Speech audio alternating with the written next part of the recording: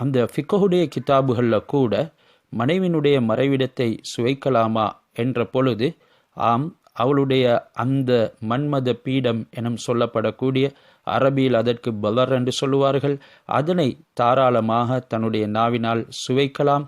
என்றாலும் கூட நாவை அந்த முன் துவாரத்தின் உள்ளுக்குள்ளே செலுத்துவது அது கூடாது. ஏனெனில் அவளுடைய ஃபர்ஜ் என்ற மறைவிடத்தில் மேல்வாரியாக இருக்கக்கூடிய அந்த ஈரழிப்பு அது சுத்தமாக இருந்தாலும் கூட உள்ளுள்ளிருந்து அந்த ஈரழிப்பு வருமென்றால் அது அசுத்தமாக இருக்கின்றது. எனவே அந்த உடல் உறவு பூளைக்குள்ளே நாவை செலுத்துவது, அதற்குள்ள சுவைப்பது, இதை தவிர்த்து கொள்ள வேண்டும். மாறாக அவளுடைய இச்சையை ஏற்படுத்தக்கூடிய அந்த மண்மட பீடம் என்று சொல்லக்கூடிய இடத்தை தாராளமாக சுவைத்து கொள்ளலாம். எனவே இந்த உறவு புனிதமானது. இன்னல்லாஹ் லா யஸ்தஹி மினல் ஹக், அல்லாஹ் சுப்ஹானஹு வ தஆலா உண்மையை பேசுவதற்கு வெக்கிக்க மாட்டான் என்ற அடிப்படையில் இவைகளை ஹஸரத் ரசூலுல்லாஹி ஸல்லல்லாஹு அலைஹி வஸல்லம் அவர்களும் கூறியிருக்கின்றார்கள்.